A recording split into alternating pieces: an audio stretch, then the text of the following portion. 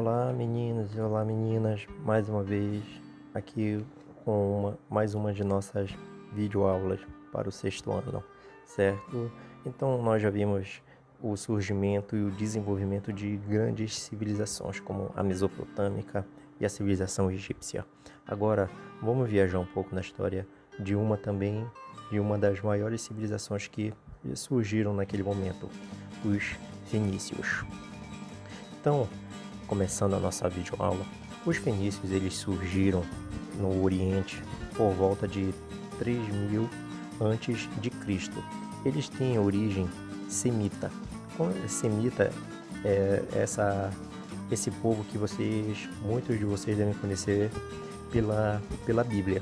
E segundo a Bíblia, né, Noé teve muitos filhos, né, alguns filhos, e alguns destes filhos de Noé, os filhos de Noé desenvolveram, os descendentes dos filhos de Noé desenvolveram alguns povos, como Sem, que vem desenvolver os semitas, que vai fazer surgir os semitas. Isso é exatamente dos semitas, e uma história bíblica, que surge os fenícios, que eram hábeis navegadores, grandes navegadores, construtores de embarcações, como a que você pode ver aí nessa imagem de fundo aí do nosso slide. Esse navio, gente, ele era chamado de galera. E alguns desses navios, como esse aí, eles podiam ser utilizados tanto para a guerra quanto para a comercialização, para o comércio. E justamente os fenícios, eles vão surgir no leste do mar Mediterrâneo, na parte oriental do mar Mediterrâneo, como a gente pode ver aí no nosso mapa, como um lugar de bastante poder de comercialização. Vão ser grandes comerciantes. Isso aí vai fazer surgir até um termo, a tassalocracia. Tassalo significa mar, cracia significa poder, quer dizer, poder do mar, certo? E a Fenícia hoje, ela está localizada aí, como vocês podem ver, né? Como já falei para vocês, está localizada na costa oriental do mar Mediterrâneo. E hoje essa localização, este lugar, corresponde a dois países: o Líbano, principalmente em relação aos fenícios, e também a Síria. O território do que foi a Fenícia, ele era cercado por montanhas ao sul, ao norte e a leste. E é justamente isso, justamente por ser cercado de montanha e ter um território bastante árido, ou seja, um solo, melhor dizendo, um solo bastante árido, com pouca fertilidade, que vai fazer com que os fenícios se voltem ao mar Mediterrâneo, e se tornarem uma das civilizações de maior poder de comércio, de comercialização do mundo antigo. Algumas cidades surgiram ali com a civilização fenícia. Quase todas elas, aliás, as principais cidades, elas eram portuárias. Cidades como a gente pode observar aí bem do lado do nosso mapa. Cidades como Tiro, Sidon, Biblos e Ugarit. Ok? Então, os produtos mais comercializados pelos fenícios eram tecidos, corantes como a púrpura. E essa púrpura é interessante que ela era extraída de um animal marinho. Eles extraíam isso, algumas pessoas que tinham habilidade mergulhavam, extraíam essa substância daquele animal, e aí passou a ser utilizado para o tingimento de roupas. Eles comercializavam também cerâmicas, armas, peças, tá escrito errado aí, peço desculpa para vocês, eram peças de metal e vidro.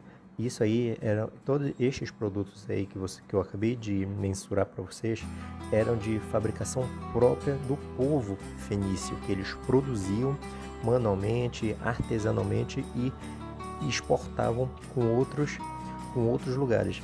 É interessante, vale ressaltar aqui, antes da gente ir para o próximo ponto, que os fenícios, eles conseguiram desenvolver, aí eu vou voltar aqui no nosso outro slide, e vou dar uma aumentada aqui Vocês observem aí essa linha vermelha, isso aí eram as rotas por onde eles comercializavam, por onde eles passavam. E a gente observa que bem aqui no Nordeste da África, eles comercializavam bastante com os egípcios, que foram tema de nossa última videoaula.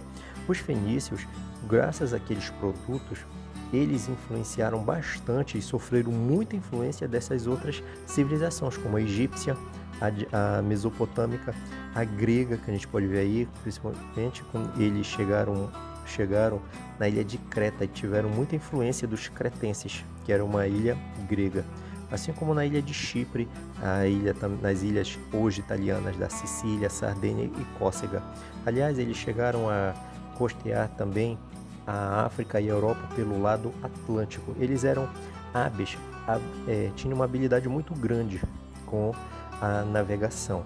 E diante de toda essa habilidade, de todas essas práticas com o mar, essa vida de mar, comercializar com o mar, eles fundaram colônias pelo Mediterrâneo, como nas ilhas italianas que eu falei para vocês.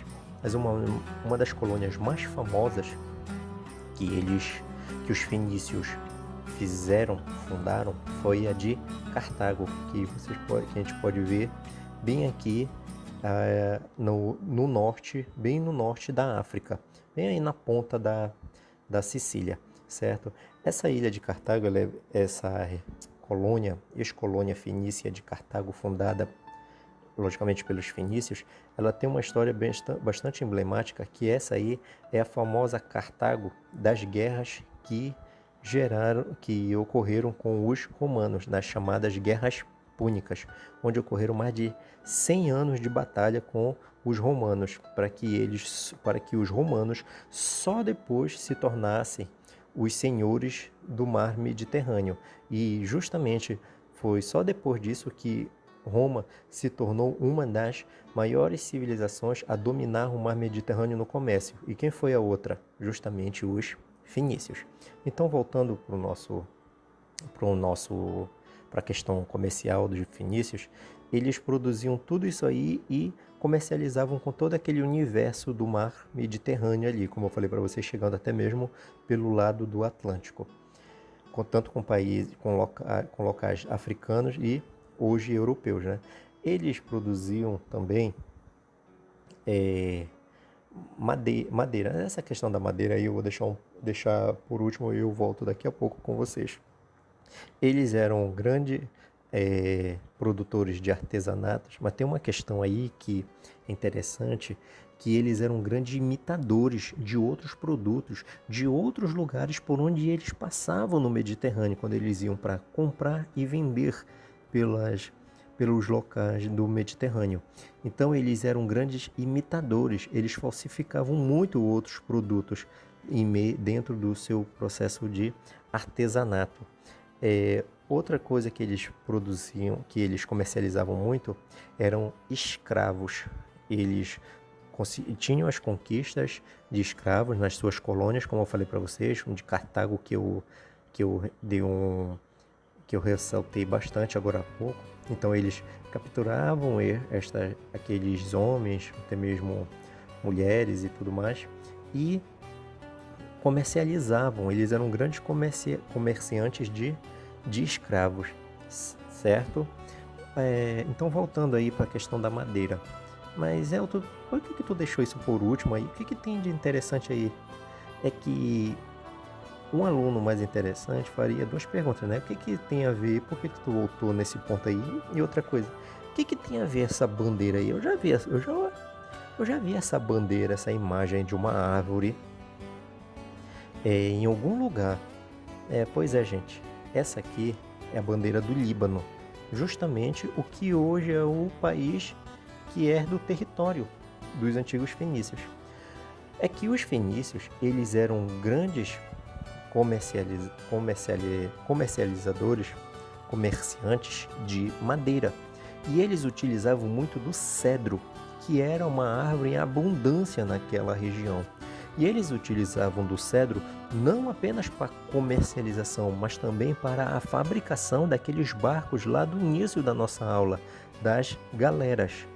E como a árvore de cedro era bastante abundante naquela região, até hoje o Líbano carrega na sua bandeira o símbolo de um dos maiores produtos de riqueza daquela região, que é o cedro, que está, como você pode ver, está aí até hoje na bandeira do Líbano, certo? Então o cedro, que era muito comercializado, era utilizado para quê? Muito para a fabricação de embarcações, tanto da fabricação dos barcos, dos navios fenícios, quanto de outras civilizações daí. Daí eles exportarem para que outras civilizações também utilizassem para o mesmo objetivo, ou seja, construção de embarcações, tá certo? Então esses daí eram os produtos que eram comercializados pelos fenícios, a habilidade econômica que consagrou os fenícios na história, ou seja, a prática comercial marítima. Os fenícios eles tinham a sua organização política, e um dos destaques que nós precisamos dar era para as cidades-estados, ou seja, estas cidades, as cidades que eu apontei para vocês lá no início, no nosso segundo slide, cidades como Tiro, Sidon, Biblos e Ugarit, aquelas cidades, elas eram independentes politicamente uma da outra. Eu já expliquei isso para vocês quando eu dei a primeira aula sobre Mesopotâmia, sobre as cidades-estados. Mas, claro, não custa nada explicar aqui de novo, até mesmo para que vocês massifiquem o entendimento, ou seja, para que vocês fixem o pensamento e tenham o entendimento pleno do que seja uma cidade-estado. A cidade-estado, como a das Mesopotâmia e agora dos fenícios, eram cidades que tinham as suas próprias leis, os seus próprios líderes, as suas próprias lideranças políticas. E uma cidade que tinha as suas próprias leis e os seus próprios reis, eles obedeciam a si próprio. Eles não deviam obediência a uma outra cidade. Como eu exemplifiquei lá em Mesopotâmia, eu vou exemplificar aqui agora. Por exemplo, a cidade de Sidon. Sidon tem sua própria liderança política, tem suas leis e não deve obediência e não obedece o Ugarit, por exemplo, certo? Então elas são independentes. Mas aí poderia me fazer a pergunta de novo, Elton, mas o que une eles? O que faz eles se tornarem fenícios? É o que une toda e qualquer cultura, o maior símbolo de uma cultura, que eu já expliquei para vocês e eu acredito que só de eu tratar aqui, mensurar estes termos que eu estou usando, muitos de vocês ouvindo aí com seu pai e com a sua mãe, já até falou para o seu pai e para sua mãe. Pai, mãe, é a língua. É a língua que caracteriza uma cultura. Então, as pessoas, os povos, com as próprias leis em Ugarit, em Sidon e em Tiro, todos eles tinham a sua própria lei. Todos eles tinham suas próprias leis. Porém, o que unia eles era que eles falavam a mesma língua, a língua fenícia daquele momento, ok? Eles viviam um governo que era a tassalocracia, como eu já expliquei mais lá adiante, que é o quê? Que significa o governo que vem do mar. O poder político era o poder dos comerciantes. Estes políticos comerciantes que exerciam poder naquelas cidades lá, eles eram os conhecidos sufetas, ok? Então a gente pode ver até aí na imagem toda a natureza portuária retratada aí, os navios, umas galeras que tem ali, tem uma galera em evidência ali atrás, com seus remos. E é interessante salientar que em relação a essas embarcações ainda, voltando aí no ponto das embarcações com relação às galeras, é que primeiro eles desenvolveram, como eles tinham domínio da madeira do cedro, como eu já falei para vocês, eles desenvolveram a navegação com a força motriz dos remos. E além da força motriz do remo, eles usavam as velas, a vela como você pode ver aí, certo? E isso aí é que vai fazer com que eles sejam grandes, habilidosos comerciantes e navegadores. E aí tem todo o desenvolvimento de uma cidade portuária, com algumas pessoas aí, como a gente pode ver aí, denotando alguns barbudos aí, denotando uma certa habilidade com o comércio, observando aí os produtos e tudo mais. O que era a natureza do povo fenício, ok? Além da situação política e comercial, a gente precisa entender a religião e religiosidade do povo fenício, certo? E a maior característica religiosa deles era o politeísmo, que eu já expliquei para vocês e repetindo, não custa nada explicar de novo. O que nós, inclusive, já aprendemos em sala de aula, que politeísta, uma civilização, um grupo religioso que é politeísta, é aquele grupo que cultua, que adora vários deuses. No caso dos fenícios, eles adoravam N deuses, vários deuses, como o deus Baal, que era o deus do trovão, Melkart, que era o deus da guerra, era um deus bastante perverso também. Era considerado um deus bastante perverso na cultura fenícia. Tinha é um tanto meio complicado de pronunciar. Eu peço desculpa para vocês se eu não conseguir pronunciar. Tentem aí você, menino, menina, tente pronunciar aí com seu pai e com a sua mãe assistindo a videoaula.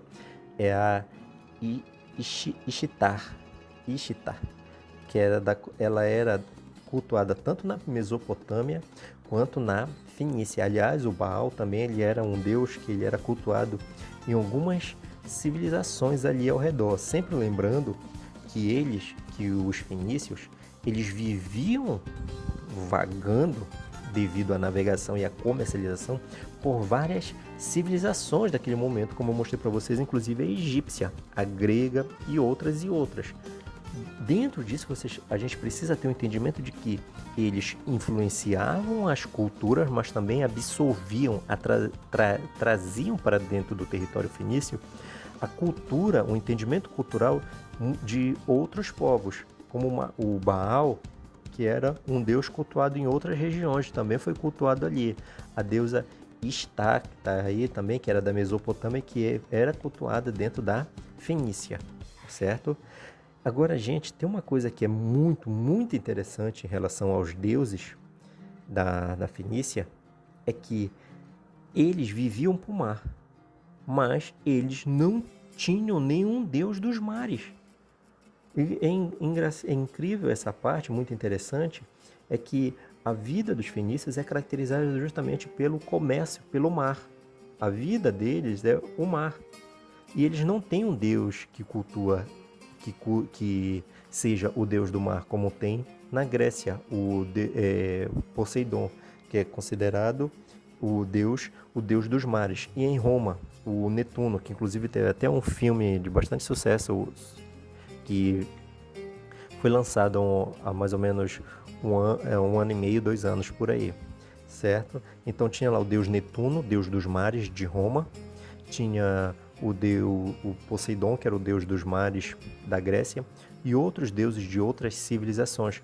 Mas a Fenícia, que ela vive do mar, vive para o mar, ela não tem um deus dos mares, certo? Ainda em relação à religião, eles acreditavam em sacrifícios. Eles acreditavam que sacrificar homens e crianças iam trazer alguns benefícios ou estariam pagando algum benefício, alguma graça alcançada junto a um dos seus deuses, certo? Então estes pontos aí, estes deuses, toda a característica politeística é o que? A religiosidade dos fenícios. Uma grande contribuição que os fenícios deixam até hoje, não apenas para nós brasileiros aqui da cultura ocidental, não apenas para nós aqui nesse momento, mas eles deixam uma grande contribuição para a humanidade, que é justamente a escrita. Primeiramente, eles chegaram a utilizar a escrita cuneiforme, aquela mesopotâmica que eu dei toda uma explicação para vocês lá na nossa videoaula sobre Mesopotâmia. Eles utilizaram também a escrita hieróglifa. Aliás, gente, eu peço desculpa para vocês que na aula de Egito eu não tratei sobre a escrita egípcia.